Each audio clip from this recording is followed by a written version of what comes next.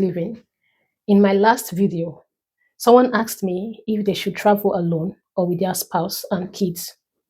So if you are planning to relocate, one of the biggest decisions that you'll be faced with is if you should come alone first or if you should travel with your kids or spouse.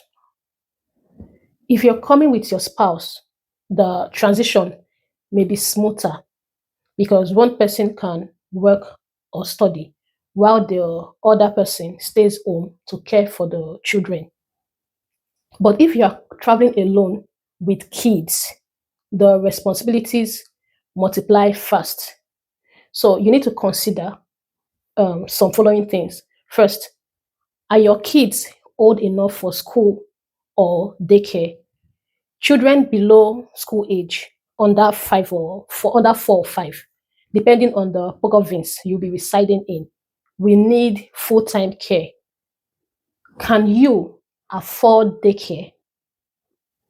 The daycare you're planning to apply to, is there space available? Number two, you also need to know the school or daycare hours.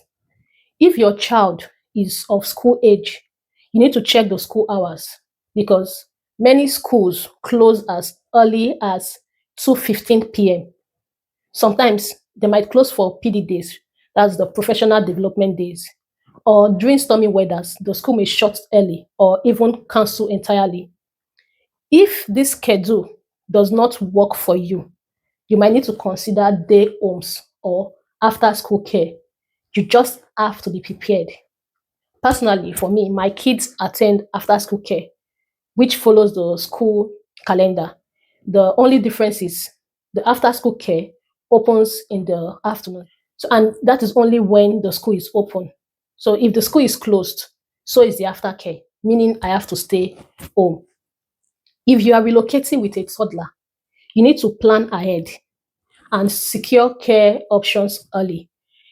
If your child will attend daycare, check the operating hours because most daycares they close by 5 p.m. And something you need to know is most daycares, their wait lists can be very long. Some parents register as early as pregnancy. It may take months or even years to secure a spot. As I mentioned earlier, children below school age require full-time care. So if you are traveling with a toddler, you have to make sure you have a plan in place.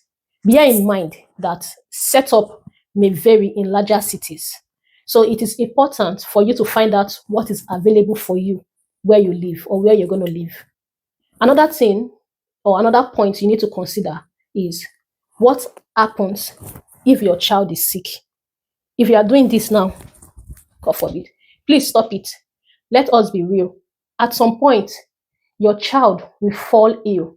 We hope it never happens, but that is not a plan. So, what happens when your child gets sick? What are your plans for sick days? Do you have backup childcare? Can your employer or school accommodate emergency absences?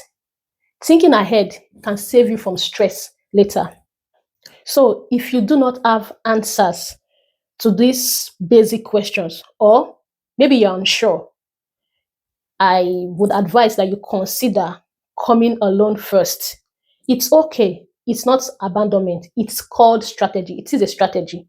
You can always apply for your kids to join you later once you are financially and emotionally settled. Once you're ready, you can apply for family unification. Your family can come and reunite with you where you are, and even under manageable conditions. Sometimes doing what is best for our kids means preparing the way first. When I moved, I came here first. It was a hard decision to leave my kids back home, but I knew I needed time to settle. And once I found stability, I applied for them to join me. And by God's grace, they arrived months later. But that won't be the case for everyone. Some of my friends came with their kids from the start and made it work.